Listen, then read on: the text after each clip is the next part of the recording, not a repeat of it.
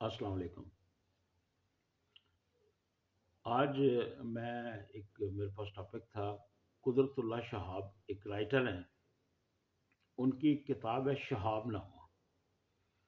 تو وہ میں نے آج سے کوئی 8 10 سال 12 سال پہلے نہ پڑھی، پھر پڑھی 2 3 دفعہ پڑھی۔ تو میں سر ان سے اس کتاب سے بڑا متاثر ہوا۔ انہوں نے اپنی زندگی پہ لکھی ہے۔ قدرت اللہ شہاب ایک دانشور ہیں اور بیوروکریٹس بھی ہیں۔ ان کا مختصر سا میں آپ کو تعارف کرا دیتا ہوں کہ قدرت اللہ شہاب جو ہیں یہ مقبوضہ کشمیر کے رہنے والے تھے، اور وہاں سے انہوں نے میٹرک کیا۔ یہ ہندوستان پاکستان بننے سے پہلے، پارٹیشن سے پہلے کی بات وہ اپنی سوانح عمری میں لکھتے ہیں۔ تو میٹرک کے لیے وہ کہتے ہیں کہ میں 14 کلومیٹر پیدل چل کے جایا کرتا تھا، اور میٹرک فرسٹ ڈویژن میں انہوں نے کیا۔ پھر وہ گورنمنٹ کالج لاہور میں آ گئے۔ گورنمنٹ کالج لاہور میں آ کے وہاں سے انہوں نے ٹاپ کیا، گریجویشن کی۔ پھر وہ سی ایس ایس انہوں نے کیا، کہتے ہیں اس دور میں پارٹیشن سے پہلے سی ایس ایس کا ایگزام دیا، اور سی ایس ایس میں انہوں نے کوئی ٹاپ کیا۔ تو اس دور میں مسلمان کہتے ہیں کہ جو مسلم تھے نا، ان میں سی ایس ایس بہت کم لوگ تھے۔ زیادہ پڑھے لکھے لوگ جو تھے وہ ہندو تھے، اور باقی قومیں جو تھی۔ لیکن سی ایس ایس کر جانا کسی مسلمان بچے کا، وہ لکھتے ہیں کہ بڑا اچنبے والی بات تھی۔ تو وہ انہوں نے پھر سول سروسز جوائن کر لی۔ وہ اڑیسہ میں ایس ڈی او رہے، اس طرح وہ ساری وہ سوانح عمری لکھتے ہیں۔ پھر پارٹیشن ہوئی، پارٹیشن کے دوران پھر انہوں نے مجھے کہا کہ جب پاکستان بنا تو انہوں نے کہا کہ جو جو سی ایس ایس والے بندے پاکستان جانا چاہتے ہیں وہ پاکستان چلے جائیں، ہمیں بتائیں۔ تو پھر انہوں نے کہا کہ پاکستان کی محبت میں ہم ساری فیملی وہاں سے مائیگریٹ ہو کے آئی۔ تو کراچی میں وہ کہتے ہیں کہ میں آیا یہاں پہ، اور وہاں پہ کوئی ایک ڈپارٹمنٹ تھا اس میں آ کے لگ گئے۔ اس کے بعد انہوں نے لکھا کہ ایوب خان کے ساتھ نا انہوں نے ایز اے اسٹاف افسر جو تھا وہ بہت سا عرصہ گزارا، بہت لمبا عرصہ۔ زیادہ انہوں نے جو لکھا ہے نا اپنی کتاب میں، وہ ایوب خان کے ساتھ لکھا ہے، ایوب خان کی حکومت کے بارے میں لکھا ہے کہ وہ میں ان کے ساتھ ہی رہا، ان کے ساتھ بڑی اٹیچمنٹ تھی ان کی۔ تو ان کے ساتھ دورے ہی کرتے رہے، غیر ملکوں میں جاتے رہے، اور بہت سی انہوں نے باتیں لکھی ہیں روحانیت پہ نا۔ قدرت اللہ شہاب کا بڑا بلیو ہے۔ وہ ایک ڈیڈ آنیسٹ آدمی تھے۔ ساری زندگی انہوں نے کبھی کوئی رشوت نہیں لی ان کے بقول، اور ان کے کردار سے، ان کے چہرے سے بھی یہی چیز میچ کرتی ہے۔ وہ جو لکھتے ہیں نا وہ صحیح لکھ رہے ہیں اس میں کہ پھر انہوں نے کافی سارے اس میں باب لکھے ہیں کہ وہ کہاں کہاں ان کی پوسٹنگ رہی۔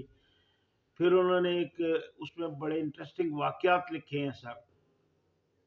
میرپور کا ایک واقعہ انہوں نے درج کیا تھا کہ اس دوران وہ کسی جگہ پہ کسی ڈپارٹمنٹ میں تھے، اوقاف کے یا کوئی اس طرح کے محکمہ تھا۔ تو وہاں کہتے ہیں کہ میرپور کے کسی بزرگ نے اور اس کی بیوی نے خط لکھا کہ ہمارے پاس خزانہ ہے، آ کے لے جائیں، اور ہم چاہتے ہیں کہ خزانہ ہم پاکستان کو دے دیں۔ وہ پیسے کوئی کسی کے دبے ہوئے تھے زمین میں۔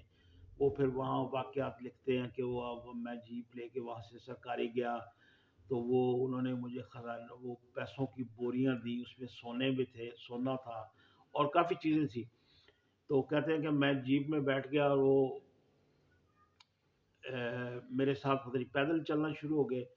تو میرا دل چاہ رہا تھا کہ میں پیدل چلوں اور وہ جیپ میں بیٹھے ہیں۔ یعنی اتنے عظیم بندے ہیں یہ، جنہوں نے پاکستان کے لیے اتنا خزانہ دیا، حالانکہ نہ دیتے تو وہ چھپا لیتے۔ اس طرح کے واقعات نا اب فوری طور پہ تو مجھے یاد نہیں آ رہے، لیکن آپ کو میں کہتا ہوں کہ آپ وہ کتاب ضرور پڑھیں۔ قدرت اللہ شہاب کی ہے شہاب نامہ۔ ویسے تو انہوں نے 3 4 افسانے اور بھی لکھے ہیں۔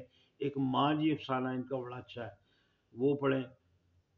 تو اس افسانے میں انہوں نے اینڈ کے اوپر نا ایک روحانیت پہ ایک باب لکھا ہے کہ نماز پڑھنی چاہیے، کس طرح پڑھنی چاہیے، دل میں سے وسوسے جو آتے ہیں، کیونکہ روحانیت کے ساتھ ان کا بڑا تعلق تھا۔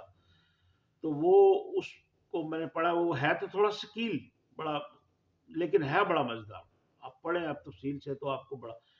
تو اسی کے اندر نا وہ ایک وظیفہ انہوں نے لکھا ہوا تھا، مختلف وظائف لکھے ہوئے تھے انہوں نے تصوف کے بارے میں، کہ یہ وظیفہ کریں تو یہ ہوتا ہے، یہ کریں. تو انہوں نے تو بے شمار ایسے لکھے ہیں کہ ایک وظیفے کا انہوں نے بتایا کہ وہ کثرت سے ایک وظیفہ کیا کرتے تھے، اور وہ جب بیڈ پہ لیٹے ہوتے تھے تو کہتے ہیں وظیفے کے دوران میں جب اٹھتا تھا نا تو میرا اصل جو جسم تھا وہ بیڈ کے اوپر تھا، اور میں اٹھ کے نکل کے باہر دیکھتا تھا کھڑا ہو کے کہ میں تو وہیں پہ پڑا ہوں چارپائی پہ، اور یہ نکلا بیچ میں سے کیا ہے.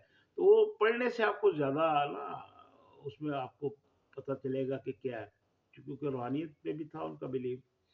تو یہ نہیں کہ خالی وہ اسکیل کتاب ہے، وہ بڑی مزیدار کتاب ہے، آپ بار بار پڑھیں گے تو آپ کو بار بار مزہ آئے گا. تو اس میں ایک جو وظیفہ لکھا ہوا تھا نا انہوں نے، جو خاص کر ایک نچوڑ ہوتا ہے نا کتاب کا، ہر شخص جو پڑھتا ہے تو اس میں سے اپنے مطلب کی چیز نکال لیتا ہے. تو میرے مطلب کی چیز جو ایک وظیفہ تھا وہ میں نے اسپیشلی نکالا، اور نکال کے وہ میں نے وظیفہ کیا بھی، اور وظیفہ پڑھا. جب اس کے اثرات بھی دیکھے تو میں نے کہا چلیں یہ ایک بہت اچھی چیز ہے، تو میں دوستوں کے ساتھ شیئر بھی کرتا ہوں. تو اس میں وہ لکھتے ہیں کہ ایک وظیفہ انہوں نے بتایا اور اجازت بھی دی کہ وہ سبھی پڑھ سکتے ہیں، سبھی وظائف کر سکتے، کیونکہ وظائف کے لیے بھی تصوف میں وہ کہتے ہیں کہ یہ اجازت لینی پڑتی ہے کہ یہ پڑھنا چاہیے یا نہیں پڑھنا چاہیے. تو وہ انہوں نے وظیفہ یہ بتایا کہ فجر کی جو سنتیں ہیں نا، سنتیں اور فرائض کے درمیان ایک وقفہ ہوتا ہے.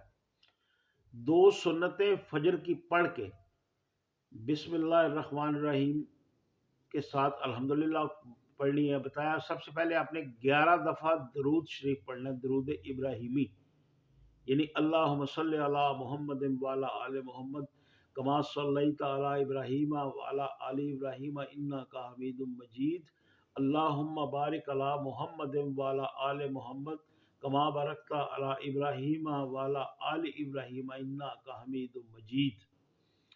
یہ 11 مرتبہ پڑھنا، اور اس کے بعد بسم اللہ الرحمن الرحیم کے ساتھ الحمدللہ رب العالمین الرحمن الرحیم مالک یوم الدین ایاک نعبد و ایاک نستعین اہدنا الصراط المستقیم صراط الذین انعمت علیہم غیر المغضوب علیہم ولا الضالین. آمین. یہ 41 مرتبہ بسم اللہ کے ساتھ پڑھنی، اور پھر 11 مرتبہ وہی درود ابراہیمی. یہ بن گیا 63، یعنی 63 مرتبہ. 11 11 22 اور 41 سورہ فاتحہ. یہ ایک ہی نشست میں بیٹھ کے پڑھنی ہے فجر کی سنتیں پڑھنے کے فوراً بعد، اور اس کے بعد آپ نے دعا مانگنی ہے. اور کہتے ہیں قدرت اللہ شاہ صاحب کہ اس دعا پہ اللہ کی رحمت کا خاص سایہ ہوتا ہے، اور اگر کسی مخصوص دعا کو آپ نے مانگنا ہے تو وہ 40 دن تک مانگیں. اگر اللہ تعالیٰ کو یہ آپ کی دعا آپ کے حق میں ہوئی تو انشاءاللہ قبول ہو. کیونکہ میں نے بے شمار دفعہ یہ دعا پڑھی. جب میں انگلینڈ میں تھا نا تو وہاں بھی میں یہ مجھے صبح فجر کی نماز پڑھ کے نا میں بیٹھ کے میں پڑھا کرتا تھا، اور آپ یقین کیجئے کہ میں نے جو بھی دعا مانگی ہے تو اللہ تعالیٰ نے قبول کی ہے. تو یہ بہت پازیٹیو بات تھی، میں نے کہا چلے آپ کے ساتھ شیئر کریں. اور دوسری بات ایک آپ کو یہ بتاؤں کہ وظائف میں ایک بات یاد رکھا کریں کہ وظائف مختلف بکس پہ لکھے ہوتے ہیں، مختلف جگہوں پہ لکھے ہوتے ہیں، یہ وظیفہ کریں، یہ کریں، یہ کریں، یہ کریں، اس سے یہ ہوگا. تو وظائف جو ہوتے ہیں نا وہ نفلی طور پہ یہ ایک دعا ہوتی ہے.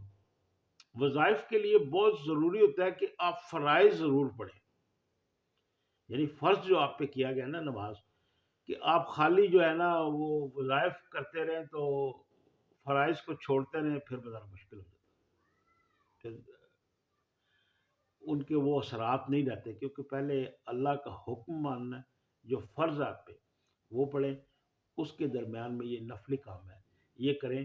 اور دعا جو ہوتی ہے دعا بذات خود ایک عبادت ہے، تو دعا ضرور مانگنا چاہیے، اللہ سے مانگنی چاہیے. اور دعا نہ مانگنے والے کو متکبر کہا جاتا ہے، جو کہتا ہے کہ مجھے دعا کی ضرورت ہی نہیں ہے جی، میرا بس اسی طرح کام چل جاتا ہے. تو اللہ سے دعائیں مانگتے رہنا چاہیے، مانگتے رہنا چاہیے اور مانگتے رہنا چاہیے. اور جو طریقہ ہوتا ہے نا اس طریقے کے تحت آپ کریں. تو بہرحال یہ مجھے یاد آیا تھا کہ یہ میں نے نا انگلینڈ میں بہت زیادہ میں نے یہ پڑھتا رہا ہوں اور یہ وظیفہ کرتا رہا ہوں، تو میں نے کہا آپ کے ساتھ شیئر کریں، ممکن ہے اللہ تعالیٰ آپ کے لیے آسانیاں پیدا کرے، اور اس دعا کے اس وظیفے کے صدقے آپ کے جو جائز کام ہے وہ بھی ہو جائے گی، اور اللہ تعالیٰ آپ کی دعا قبول کرے گا، اور خصوصی طور پہ قدرت اللہ شہاب کے لیے دعا فرمائیں۔ میں ان سے بڑا متاثر ہوں سر، یہ ایک بیوروکریٹ تھے، انہوں نے ساری زندگی صاف ستھری گزاری ہے، صاف ستھری۔ یہ سیکرٹری لیول پہ رہے ہیں، پرائم منسٹر کے ساتھ، صدر کے ساتھ، ایوب خان کے ساتھ، اتنی اتنی بڑی پوسٹوں پہ رہے ہیں، اور انہوں نے کبھی کہتے ہیں کہ میں نے ایک کنال بھی نہیں اراضی جو ہے نا زمین الاٹ کروائی۔ یہ ہوتے ہیں آنےسٹ آدمی، یہ ہوتے ہیں، ان کی مثالیں لی جاتی ہیں۔ کبھی کوئی گاڑی استعمال نہیں کی سرکار کی، کبھی کوئی سرکار کا پیسہ استعمال نہیں کیا، ان کو کہتے ہیں آنےسٹ اور ایماندار آدمی، اگر کسی نے دیکھنے تو اس طرح کے لوگ بھی ہمارے ملک میں ہیں، اور یہ ہمارے آئیڈیل لوگ ہیں جن سے ہم متاثر ہوتے ہیں۔ تو آپ ضرور پڑھیں ان کو، قدرت اللہ شاہ کو۔ اس طرح کی کوئی اور انفارمیشن بھی ہوگی تو میں آپ کے ساتھ شیئر کروں گا، کیونکہ باتیں کرنے کے لیے ایک موضوع چاہیے ہوتا ہے، تھوڑا سا 2 4 6 منٹ کا ایک اس سے ہمارا رابطہ بن جاتا ہے آپ دوستوں کے ساتھ۔ اور اینی وے سب ٹھیک ہے، اللہ تعالیٰ آپ کے لیے آسانیاں فرمائے اور آسانیاں تقسیم کرنے کی کا شرف دے آپ کو۔ یہ اشفاق احمد صاحب کی دعا ہے، اور بڑی مقبول اور بڑی کامل دعا ہے، مجھے بڑی پسند ہے۔ اللہ تعالیٰ آپ کے لیے آسانیاں پیدا فرمائے اور آپ کو آسانیاں تقسیم کرنے کا شرف دے۔ زاویہ پروگرام ان کا چلا کرتا ہے، اشفاق احمد صاحب وہ بڑے آدمی ہیں تصوف کے، کبھی ان پہ بھی بات آپ کو سنائیں گے۔ تو وہ یہ ان کی دعا ہے، ان کی دعا کے ساتھ یہ اختتام کرتے ہیں۔ Thank you very much.